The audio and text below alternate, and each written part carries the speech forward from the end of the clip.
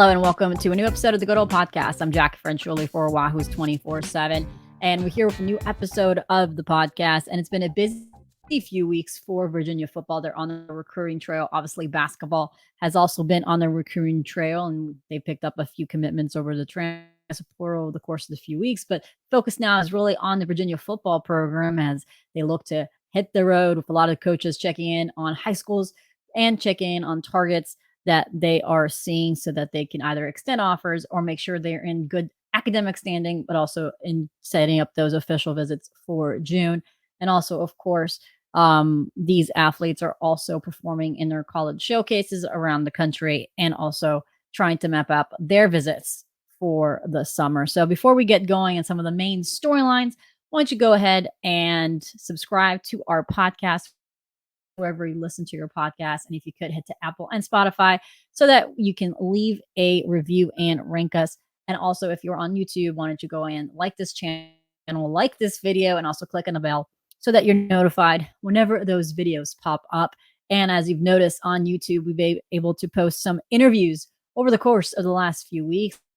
We had that one-on-one interview with Clemson transfer DB Malcolm Greene, who's also a Highland Springs graduate. So just down the road in Highland Springs, right by the Richmond airport, he decided to commit to Virginia and is set to transfer to UVA. He'll be enrolling in just a few weeks. He told me when I talked to him at Highland Springs that he has had a quick internship in New York before he comes back and is set to enroll at Virginia at the end of the month. So exciting times for UVA.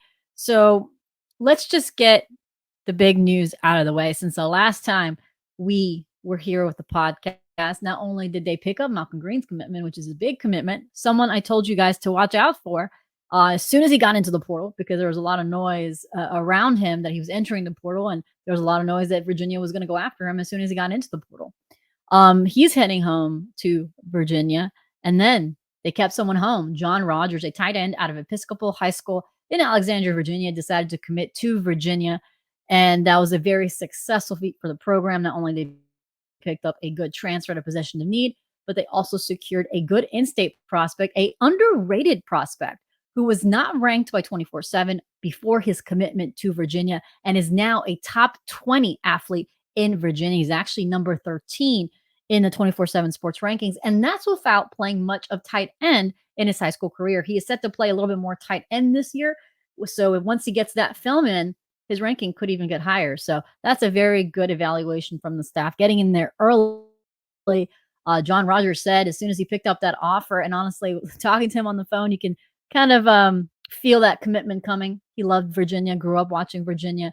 As soon as that offer came in, he was overjoyed.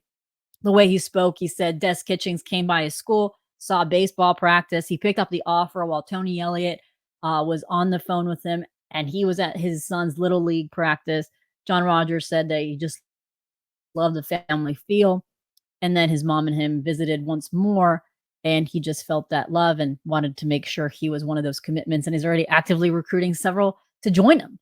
He's set to take an official visit, that first official visit weekend in June, which is already packed with some big time prospects coming there. Some very high targets, including edge rusher Gerard Johnson, a very in-state target that is very much high on Virginia's board and is someone that we'll be keeping an eye on for possibly making a decision rather quickly in the summer. So Virginia stands a good chance there. So before we get going, I really want you guys to hear some of my interview with John Rogers because you can really hear the excitement over his decision to commit to Virginia. So here's John Rogers explaining why he decided to come to Virginia and what's next for him. When I first picked up the offer, I kind of knew in my heart that UVA was the place for me, but I took a few weeks to talk with my parents and finalize the details, and I used that time to build a good relationship with Coach Kitchings and Coach Elliott, and then I think the visit on Monday was the icing on the cake. It was me and my mom, so my mom flew down from California, and she picked me up from school, and we drove down to Charlottesville. Got to see actually Evan Butts took us on an awesome tour, and my mom absolutely loved it. And at lunch with the coaches, I kind of announced, that I was going to be heading to UVA for the next 4 years, which is awesome. It was a dream come true. Yeah. How has your relationship with Kitchings and Elliott changed since the offer till now? They've been so welcoming. Kitchings has reached out directly to my parents, texting us like every day. Such an amazing guy. Him and I have spoken on the phone almost every day since they offered me, and that really means a lot to me, especially considering they were the first Power 5 program to offer me, and I had some other schools reaching out to me and wanting to get on the phone or whatever, but it just means more that they took the risk, and they were the first ones to believe in my talents and to offer me a spot. So I think that just speaks to how much I'm wanted there, and that's kind of what I wanted to get a feel for. When I first picked up the offer, I was like, do they want me to commit? Is this just, are they throwing their name out there? But I came to realize that they really made it. They made me feel welcomed, and I really appreciate that. Coach Kitchings is such a great guy. We talked analytics, we talked family, we talked baseball. He's awesome. He's awesome. I think a lot of the coaches' kids play baseball. I think that's yeah, they do. I think you said Coach Elliott offered you while his kids were in a little league game, right? Yeah, he did. They were at practice, and I picked up the phone, and he was showing me a video of his son taking batting practice. So that was really a wholesome moment. But yeah, they at the end of the visit, they were all talking about their son's Little League games and throwing curveballs. It was really funny because you see all these guys, you see them on TV, all serious, in game time, but behind the scenes, they're really family men. Coach Elliott's building this program like a family. Getting to know all the guys.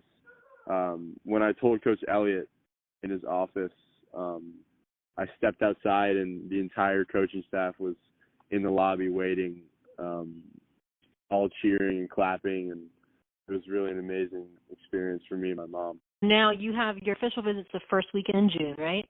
Yes, ma'am. The June 2nd to June 4th. So you're going to be a recruiter now for Virginia. You're not anymore a prospect for them, I guess. You're like kind of the recruiter for them. What is your message to those guys on an official visit? Well, it's important to find a place that makes you feel special and that you feel you can become an integral part of. And for me, I felt that immediately when I walked on UVA's campus. From the first conversations I had with the coaching staff, really. And so on these official visits, you need to really take the time to notice the small things, like walk around campus, see classrooms, get to know daily life around UVA. And it's really at that point where I think it's hard not to see how amazing UVA is as an institution. Not only the football program, but I'm in it, and so are the other guys that are committed. We are in it for long term. It's a long term investment. Such an amazing school, such an amazing football program. There's endless opportunity there. So I think in these next few weeks, I'm trying to help other players, who've picked up offers or are looking to play at UVA, trying to help them come to that same realization. Now, as I mentioned, Rogers was not the only one who made a decision to commit to Virginia. Also, a guy who made his decision was Malcolm Greene. Virginia did a good job of getting in there early. Obviously, there was that connection with Miles Greene, which you remember, he was a guest on our podcast, and obviously a guy who was all Cavalier through and through there in that podcast, saying how much he liked UVA, how's already recruiting Christian Martin, who is also trying to visit for Virginia. He's a quarterback in the 2024 class at Highland Springs. He tells me that he's trying to map out a Virginia official visit. He's just trying to work out his 7-on-7 schedule as well. So Malcolm Greene committed. He visited very quietly to Virginia, and then committed soon after. And that was a good get for Virginia. That was a good get to remain in state. It was a position of need. He's going to play that cornerback nickel position. He says he's going to play mostly corner. I know he's in Clemson. He's played safety, played nickel. He played a little bit of corner, but at Virginia, he's aiming to play mostly corner, maybe a little bit at nickel, which is where he wants to play. And when I spoke to him at Highland Springs, again, that full interview is on our YouTube channel, but also the full written article is also on Wahoo's 24/7. And when you spoke to Malcolm, he talked about how different this Virginia culture, this Virginia staff is compared to when he visited as a high school player. Don't forget, Virginia did recruit Malcolm Greene coming out of high school. And when he visited Virginia about 4 or 5 times during his high school athletic career. So he noticed a couple of differences, and he made note of that in the interview, which I'm going to play some parts of it here in a second. But also he talked about the reason behind he did commit. You know, obviously when you look at it, yes, he had Miles Greene, his brother there. He knew Kobe Pace, who was at Clemson, but he also knew Tony Elliott. Obviously, he came from Clemson. He was the offensive coordinator at Clemson. Then he came here as a head coach. Malcolm Greene knew him, although they didn't coach the same side of the ball. Malcolm Greene was on defense. Tony Elliott was on offense. They had a good relationship while they were at Clemson. So that relationship kind of helped that relationship coming. So there was a lot of the word family was mentioned a lot when you talk to Malcolm Greene. He's very excited to be playing in his home state. That's kind of what you get from the transfer portal. A lot of these guys who are coming in as grad transfers just want to play in front of their families once again.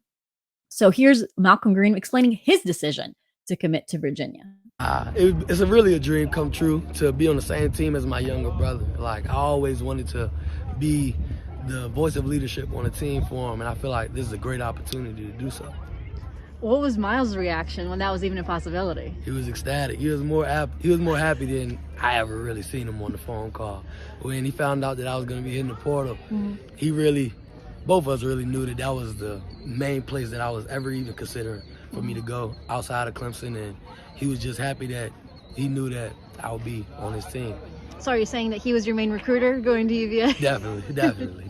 Him and Kobe Pace. How much was that familiarity, not only with a homestay school, but with Tony Elliott that you knew at Clemson? A lot of familiarity. Me and Coach Tony Elliott were, I don't want to say extremely close when he was a coach, but we definitely had some very valuable conversations in his time being there.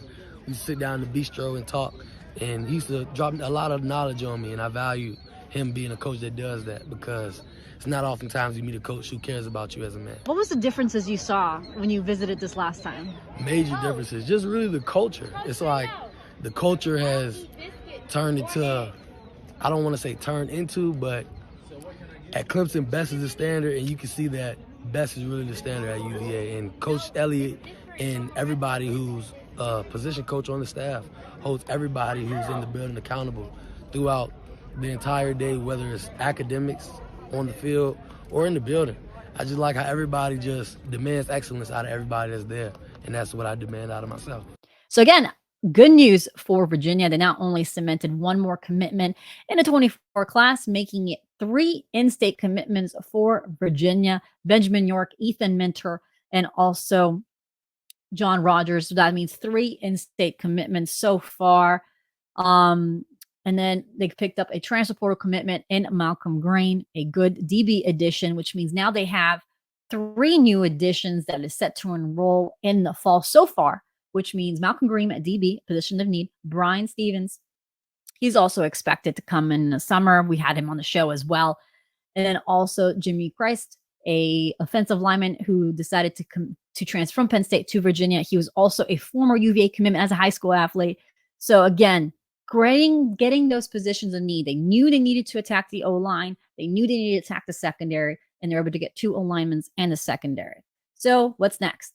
So as you saw from my scholarship breakdown last week on Wahoo's 24/7, Virginia is currently at 85 scholarships. Even when you count Aaron Famui and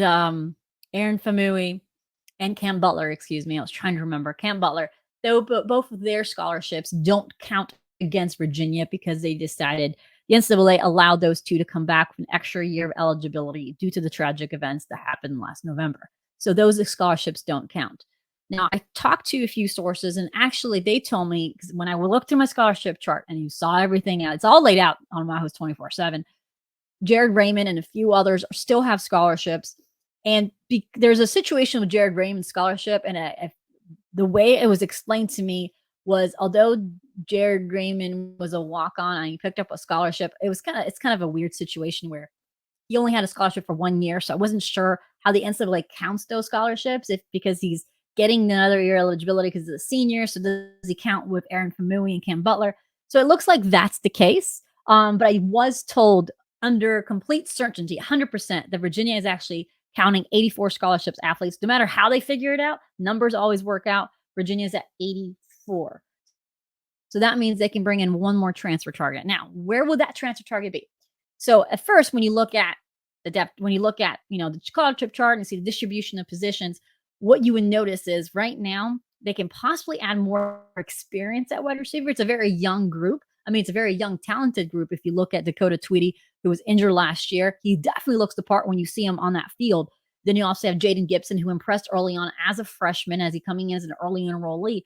And obviously, you also have J.R. Wilson coming in, who's also showing his ability to go up there and snatch the ball, and did a good job of shugging off Tavon Kyle in the Spring Bowl for that long touchdown from Tony Muskett to himself. So the wide receiver does have young talent. So an option for them is try to bring in experienced talent at wide receiver, add a little bit more depth and more seniority in the group. So obviously that's an option. You can always reinforce the secondary a little bit. Obviously, Cam Kelly went into the transfer portal, transferred to Louisville. So maybe look at another safety to kind of replace Cam Kelly, or maybe go back there and add more cornerback depth. Although the DBs are a little interesting because it's very overloaded in that middle group. If you look again in the scholarship chart, you're going to see that there's a lot of guys who have 2-3 years extra of eligibility. So maybe you want to get more experienced guys in that group. So again, you can go to secondary, but from all I can gather, they're basically going to go with the best available prospect in the transport that they can get. So they're evaluating everybody. It doesn't matter what position you are. They're evaluating. I don't want to say no matter position. They're perfectly happy with the quarterback. I'm going to repeat that. There's been some reports out there that says they're not happy with Tony Muskett. They are happy with Tony Muskett. They're happy at their quarterback room. So I don't foresee them going after a quarterback. Let me just say that. So right now, so that is what they're looking at, the best available prospect in the transfer portal. You're seeing a lot of different positions. Mostly what I've noticed is they're looking at wide receivers. They're looking at secondaries in the secondary. There have been a couple D linemen that I've noticed them evaluate, like talking to some of these transfer candidates, talking to them. They've either heard from UVA or they've known that they're being evaluated, or they're starting the process or sending transcripts. So when I've talked to those transfer guys, I've noticed some defensive linemen, but mostly it's been secondary and wide receiver for Virginia as far as the transfer portal. So right now, it's really about setting those official visits in the summer. There's a lot going in that first weekend. I mean, it's a lot of the some of the big targets like Jordan Johnson, like I mentioned, Joe Allen, a very talented defensive lineman from the Peach State. You also had John Rogers coming in, the commitment. Ethan Mentor says he's likely coming in that first weekend. So that's going to be a big weekend for Virginia. And it seems like they're really trying to focus on the first 2 weekends. A lot of these guys also have track, and a lot of them are what I'm noticing. Either they're trying to map out their visits and trying to get them all done in June, or some of them are saying, listen, July 1st, I get unlimited official visits, so I'm just going to wait till later. So it's very interesting. This is the first class that's going to have this unlimited official visits. But just like with COVID, extra year of eligibility, where the NCAA said, yes, you get an extra year for 2020, they're not adjusting what the schools can do. So for instance, the schools always had the 85 scholarship limit. So the COVID year was just another mathematical problem that schools had to be dealt with. This case, the schools still have the same limitations and how many official visits they can give, but kids can go more than 5. So again, that's going to be an interesting balance for schools and athletes, because at the end of the day, schools might not be willing to bring you on an official visit, even if you want to take unlimited visits. So then if you're a big school and you're trying to figure out how basically it's going to be a tightrope that you're going to be walking if you're a school trying to set up your official visits. While these athletes, although it's unlimited, it might be a little harder for you to get some of the official visits that you might want. So it's an interesting balance there. But a lot of guys are waiting for those. So we have a complete running list of official visits that we have confirmed right on Wahoo's 24/7 as well. We also updated the Wahoo's 24/7 2024 tracker offer board. And the way we do it on there is also we list which one's trending towards Virginia. So you get a good idea of how many Virginia is taking for each position, how many they've had committed at that position at a 2024 class, and which ones are trending well for Virginia at that time that that post was updated, which was updated today on Thursday on May 11th. So all that's up on Wahoo's 24/7. But we're going to take a quick break here. I thought this was a good time because on our way back, we're actually going to answer some questions from our Wahoo's 24/7 subscribers. So we'll be right back. Hello and welcome back to the Good Old Podcast. I'm Jack Frenchuli for Wahoo's 24/7. And the first half of the show, we just kind of broke down the two big commitments that happened this week. But we also just kind of discussed what's next for Virginia as far as what they're looking for. And right now, just focused on official visits, setting those up for the summer, and also making sure that they're visiting a couple of schools this spring to either evaluate athletes, like they saw Miles O'Neill throw, and then eventually a week later they had an offer. But also just making sure that they're out there and the V-Saber, as Coach Brzezinski likes to say, is out there and is known around the big schools that they want to snatch prospects of. So we're going to answer a few of our Wahoo's 24/7 subscriber questions. So here we go. Here's some of the questions that we have from our Wahoo's 24/7 subscribers. So go Hoos. How many wins do you predict for football? Oh, okay. So when I look at the schedule, it is a very tough schedule. And I'm actually going to bring up the schedule here on my phone so that I can look through them as I guess I should just give you guys a breakdown of what I think. I think right now it looks like most people I think Caesars and a lot of other, ESPN have kind of chosen Virginia to have about 3.5 games. That's been the pick. And I could see where they're coming from when you have 3.5 games. I just think I could see Virginia going over on that one. So let's go through really quickly. I'll have a more detailed look on the schedule a little later this month, or maybe beginning of June. I'll go have an episode just dedicated to the season predictions so I can go more in thorough description about it. But as of right now, I don't see Virginia beating Tennessee in Nashville. I have them beating JMU, so that's one win. Virginia at Maryland, that's a toss-up for me. I'm going to give it to Maryland right now because it's on the road. I'm actually getting Virginia over NC State, although I have a feeling NC State's defense is going to be pretty good. I actually don't have faith in their offense right now. We'll see how that goes, but I picked Virginia in that one, so that's 3. At Boston College, I actually picked Virginia there. William Mary, I pick Virginia. At UNC, I pick UNC. At Miami, I pick Miami. Georgia Tech, because let's see, October 28th. That one's a tough one, actually. After that, at UNC, at Miami, that's a very tough run. But I will possibly give that to Georgia, possibly give that to Virginia. That is a 50-50 for me. At Louisville, right now, I pick Louisville. And then Virginia Duke, I pick Duke. And then Virginia Tech in Charlottesville. I would give the edge to Virginia right now coming out of spring just because of the returners on defense. I want to see more of how the offense look, but I can see actually Virginia going to 5-6 games. I would be confident going with 5-6 wins. I think Virginia has again, a lot of these games are very tight. There are a lot of these teams have a lot of these ACC teams have a lot of questions. I think 3.5. I understand where that prediction is coming from, but I can see Virginia going over on that one. Like if I probably would bet the over, but that's just me. I will go on more in-depth look into the prediction, but I can honestly possibly say I bet the over. When will Arch be on grounds? From HSC Wahoo. Do you mean Arches, like the frozen yogurt place that was there on Emmett Street? I mean, I wish it was still there. I miss the gooey brownies. Anyways, does K Martin has a date when he'll decide? And how are we looking against the field? Now is Who's for Life 804. So Christian Martin obviously is a very big target for Virginia. He's a quarterback out of Highland Springs. I think there's no date for his announcement. I think a lot of people would want to decide before the season. That's what Christian has said a couple of times, but he has not said this is the date that I want to decide. He's still working on official visits. And I think Virginia is in a very good spot with him. Taylor Lamb and UVA have made it a point to kind of make him the priority at that position. And they've been focusing a lot of attention on him. I mean, he came to camp. Well, first, Virginia went to his showcase. Then he came to camp, came to an unofficial visit about 5 days later, picked up an offer on the official visit.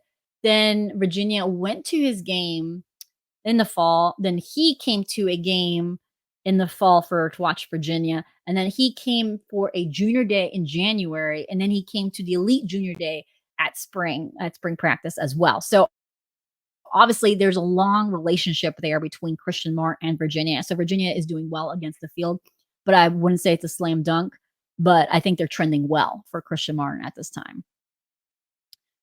Stuart, you have spoken in the past about different fields of the football team this year, more buy-in by players, more familiarity with system. Can you give us a state of the program as we come out of the spring practice? So, I mean, I've kind of said this before. I think when you look at this program, there's Tony Elliott and his staff didn't have a game plan coming out of what happened in November. No one in this country, no college coach, no one knows how do you move forward of this? You don't move on. How do you move forward? And I think the staff has done an incredible job helping these young men. And I think UVA has done a good job with their mental health support and just the family support for these young men to help, again, not move on, but move forward. So that's been the big thing. And you've seen that unity among the team members. They all respect each other. They all are there. They all have this one thing that they're playing for, and is to keep Lavelle Davis, Deshaun Perry, and Devin Chandler's memory alive. And seeing Mike Hollins and what he's been able to accomplish this spring and what he's been able to fight through and what he's constantly fighting through. You see what he's been able to do, and you see that unity among the team. It helped bring this team together. And I think what you're also seeing is a lot more buy-in because of a lot of these players are becoming Tony Elliott's player, Des Kitching's players. The class that they signed, the first one from Tony Elliott, a lot of those guys are buying in. Like the Trey McDonalds, the J.R. Wilsons, the Stevie Bracey's. Those guys have bought in. Those guys want to come in. And you saw that from the spring game. You saw that from those young guys. They're hungry. They want to play. And you're seeing more of that. These guys weren't part of the team that was successful. I mean, offensively, they were successful. So you're seeing the buy-in there because they don't know what it was like before. So whenever, that was one thing I mentioned in one of the podcasts early on last year, was Tony Elliott was in a weird circumstance where he was coming in not because of a firing, but because of someone who decided to step down. So he was having issues buying in because it's two different philosophies. So now you're having more of the guys who understand Tony Elliott's philosophy on the team. So you're seeing that more gel, and also the coaches and the players, they've adapted. You know, Tony Elliott said he's having more fun. He's getting to know the players more on an individual basis. He's learning a little bit more and delegating a little bit more. There's a lot of stuff thrown at him as a first-time head coach. So he learned in the first year, and the coaches all agreed. They all learned after that first year. So you see more smiles. You see more people enjoying the game of football. And that generally, if you're feeling good, it usually translates better on the field. So that's what we've been kind of saying. That's why you've been saying more of that feels different around the program. You see them have more fun. OL recruits. If I put anything on the 2024 class. As far as defensive line, again, you can see this on the board that I posted on the Wahoo's 24/7 site. I think right now, I like where Virginia is at with Grant Ellinger and Jamil Allen. I think Virginia is in a good spot for 2. Right now, Virginia is looking to take about 3 offensive linemen. I mean, that's the one position group that they might take one more on that. But they're going to try to take 3. They already have one with Benjamin York. So I think Jamil Allen and Grant Ellinger are the two that I would say Virginia is in a good spot right now. Unfortunately, Mason Wade did not include Virginia in his latest cut down list. I think Virginia had a lot to work on that one. I wouldn't say they're down and out because you're never down and out. And recruiting, especially with transporter, you're not down and out. But I think it's going to be hard to turn the tide there. Virginia did bring Kyle Altuner to a visit and did a very good job with him. So it's one to watch out for. But it's too early to tell where they're currently trending. So Jamil Allen has an official visit set, and Grant Ellinger is currently trying to set one up. But he said he's likely to come that first weekend as well. Also from Salem Who, is there any recruit that seems to be trending elsewhere right now, committed, but you wouldn't count us out for? And Rayner. And this will be the last question here for the podcast, and then I'll if there's any other question, I will answer those in a Craps Confidential next week. So as far as trending elsewhere, so I actually have a few of them listed on that board early on here. So let's see. Commits. So Anthony Reddick, he committed to Maryland. Virginia offered him this year, but it was a late offer. But he's got some connections with UVA, so I think for him, and he also is from an in-state program. He's from Phoebus, so obviously there are some connections there to UVA as well. I think you can keep an eye on him. They're not going to stop recruiting him. I think he's the one you also keep an eye on. Defensive tackle Jacoby Murray. He committed to Stanford, so that's a hard one to flip. But he's one also I would keep an eye on. But at the same time, they're taking 2 defensive tackles, and right now Justin Terrell, Eric Mensah, and Tyler Simmons are 3 that I think Virginia you got to keep an eye on. So although I have Jacoby Murray there to keep an eye on the board, they're doing well with a number of DTs at the moment. Mekhi Barson is one that's trending away. I felt really good about him when they first offered and during the fall, but there are extenuating circumstances where things might have started to cool, but they could warm up again if certain things happen in the spring semester and possibly in the fall. So you never know there. So that's a recruitment to keep an eye on. And obviously Zaire Rayner, he committed to Minnesota, UVA legacy. His dad, Wally Rayner, was at Virginia's spring game. So obviously I would keep an eye on Zaire Rayner as well. Well, thanks again for Wahoo's 24/7 subscribers to send in those questions.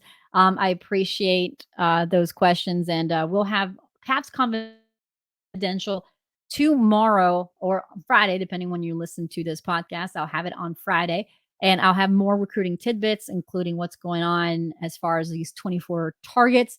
Some names to possibly look out for possible offers down the line, since they're evaluating these guys. And also to figure out where these coaches are. You know, Kevin Downing, defensive tackle coach, is in Florida today, Thursday, if you're listening to this afterwards. So they're obviously looking into several different prospects. So we'll have a little bit of a breakdown of where some of these coaches have been this week, so that you can see which targets are at those different high schools. So you get a good idea of who's on the board, who's not. And obviously you have that available also on Wahoo's 24/7. So we'll be back here next week. Again, I can't promise you a day since everything's a little more chaotic with me being on the road too. Next Monday, Tuesday, and Wednesday, I will be on the road visiting different high schools, thus interviewing different prospects.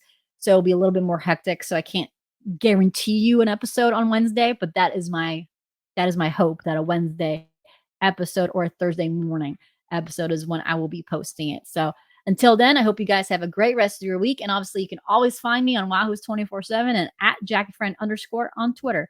So hope you have a great rest of your Thursday and a great weekend. And mothers, hope you guys have a happy Mother's Day.